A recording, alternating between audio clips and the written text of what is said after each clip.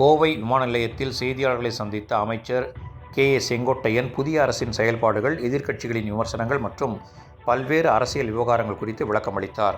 அப்போது அவர் கூறுகையில், பேச ஆரம்பித்ததற்கு பிறகு அவர் ஒவ்வொரு வார்த்தைகளும், அவர் சொல்லுகிற கருத்துக்கள் அனைத்தும் முழுமையாக அவர் கேட்டுவிட்டு செல்லவில்லை.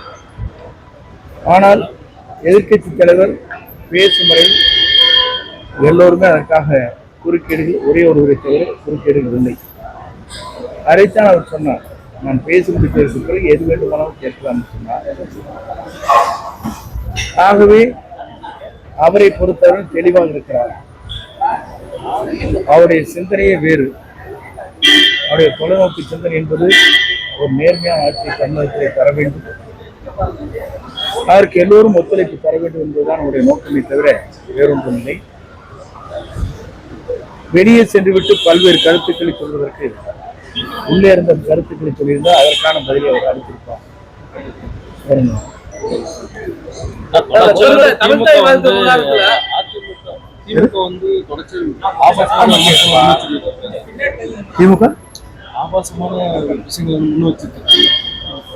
திராவிட முன்னேற்ற கழகத்தை பொறுத்தவரையும் அவருடைய கருத்துக்கள் மக்கள் ஏற்றுக்கொள்ளாத காரணத்தின் அடிப்படையே தான்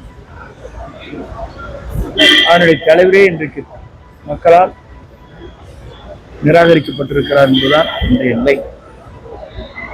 ஆகவே திராவிட முன்னேற்ற கழகம் இப்போது எதிர்க்கட்சி வரிசையிலே இருக்கிறது. ஆய்ந்த கருத்துக்களை சொல்லி அவங்க இயக்கத்தையும் நாட்டின் வளர்ச்சிக்கும் அவர்கள் உதவினால் பெரும் பேராகும். முதலமைச்சர் பிறந்த நாளைக்கு பள்ளி மாணவர்கள் பொதுவாக குழந்தைகளிலிருந்து கல்லூரியில் படிக்கின்ற அத்தனை பேருமே இந்த இயக்கத்திற்காக தங்களே அர்ப்பணித்தவர்கள். அதில் மாற்று கருத்து இல்லை. வீட்டில் குழந்தைய உங்களுக்கு கம்பல் பண்ணி ஓட்டு போடுங்க அப்பா அம்மான்னு கேட்டு, இது அப்படிப்பட்ட உணர்வு முதன்மையிலே தமிழ்நாட்டில் உருவாகியது.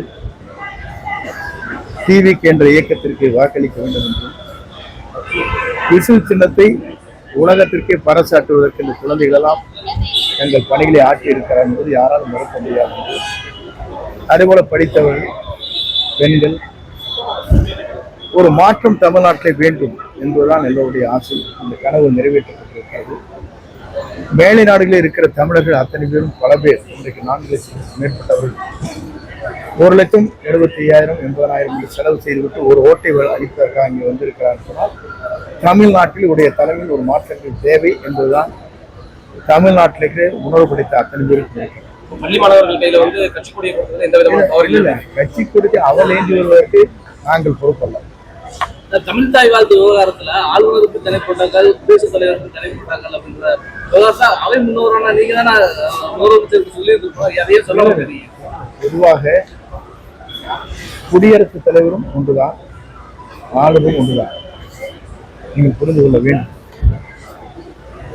இன்று நாட்டை ஆள்வதற்கு ஒரு குடிமகன் என்று சொன்னால் முதல் குடிமகன் நம்முடைய ஆளுநர், அங்கே இருக்கிற குடியரசுத் தலைவர்.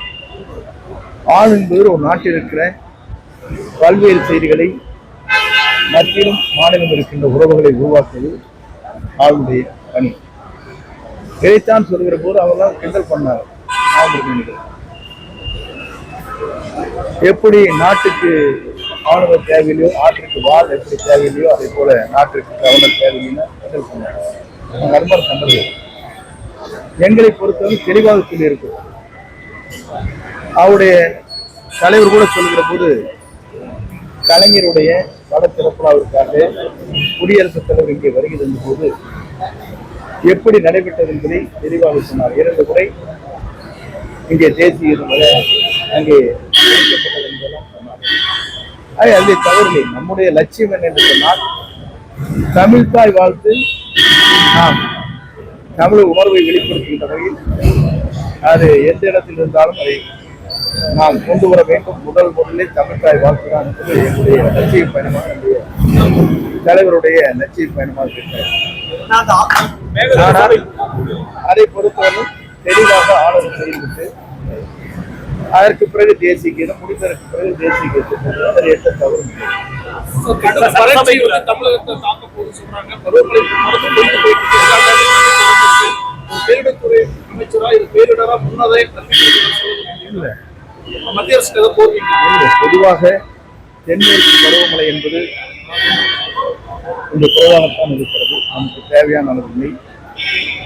வடமேற்கு பருவமழை வருகிற போதுதான் நிலைகள் எப்படி மாறப்போகிறது என்று நம்ம உணர முடியும். இது போன்ற வறட்சிகள் வந்திருக்கிறது பல நேரங்களில் உங்களுக்கு தெரியும். வறட்சிக்கு அம்மாவின் நிவாரணப் பணிகளை ஆற்றியது உங்களுக்கு தெரியும். 21 ஆண்டுகளில் நீங்கள் பார்க்கின்ற போது மேட்டூர் அணையை பொறுத்தவரையில் 7 முறைதான் இந்த குறிப்பிட்ட ஜூன் 12ஆம் தேதி தண்ணீர் திறக்கப்பட்டிருக்கு. மற்ற காலங்களில் 8ஆவது மாதம் 9ஆவது மாதம் எல்லாம் திறக்கப்பட்டிருக்கிறது என்று வரலாறு இருக்கு.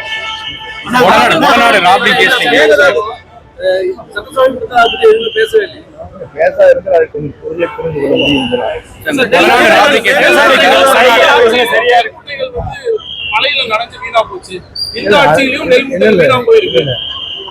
போன முறை இருந்தது வேறு, இந்த முறை உடனடியாக இதற்கான நடவடிக்கை உணவுத்துறை அமைச்சர் அன்றே எடுத்தார்.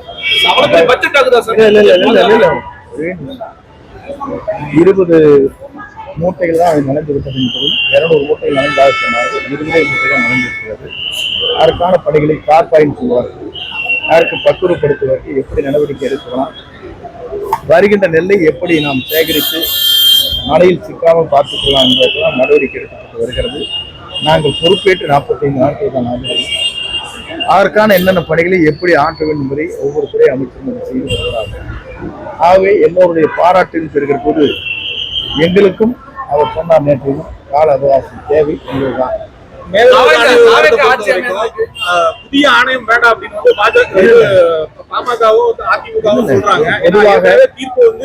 பொதுவாகவே அதற்கான தெளிவான விளக்கத்தை அவர் சொல்லியிருக்கிறார்.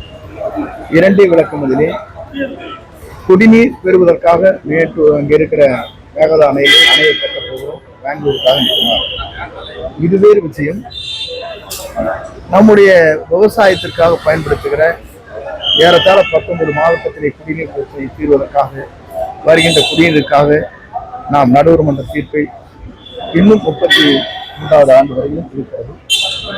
அதற்கும் இதற்கும் இன்றைய நிலையில் தெளிவான விளக்கத்தை நம்முடைய பொதுப்பணித்துறை அமைச்சர் கிடைத்திருக்கிறார்.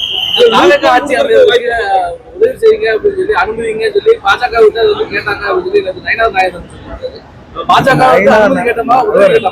நாகேந்திரன் ஒரு காமெடி பேசுகின்றவர், அவருக்கெல்லாம் பதில் சொல்லுகிறார். அவர் வேண்டுமென்றே எங்களை தாக்குகிறாரே தவிர தாக்க வேண்டியது யாரை?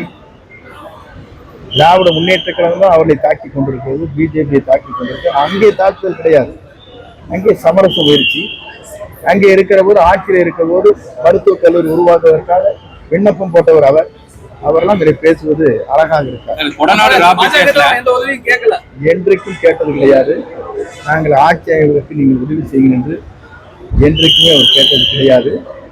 ஆட்சி அமைந்ததற்கு பிறகு எல்லோரையும் பார்க்க வேண்டும்.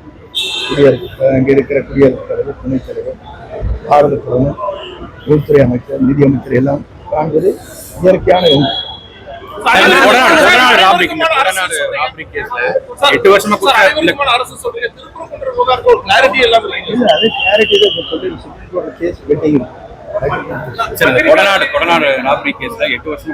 கைது செய்யப்பட்டிருக்காங்க. போன வருஷம் டிஎம்கே கவர்மெண்ட் எடுத்து குற்றவாளி கைது. உங்களுக்கு ஏதாவது அவர்களை பொறுத்தவரையிலும் 100 நாட்கள் கடுமையான நடவடிக்கை எடுக்கப்படும் என்று சொன்னார்கள். எப்படிப்பட்ட உயர்மட்டத்தில் இருந்தாலும் அவரெல்லாம் தண்டனைக்கு உட்படுத்துவார்கள் என்று அவங்க சொன்னாங்க. அதுக்கப்புறம் அவங்க 5 வருஷம் ஒண்ணுமே பேசல. அதுக்கப்புறம் போகத்தான் தெரியும். இதுக்கெல்லாம் அவர் தான் தெளிவா சொல்லிட்டாரு நேற்றைய தினம், நாங்களும் தவறு செய்ய மாட்டோம், தவறு செய்திருக்கிற யாராக இருந்தாலும் அவர் மீது நடவடிக்கை மேற்கொள்ளப்படும் தெளிவா சொல்றாரு.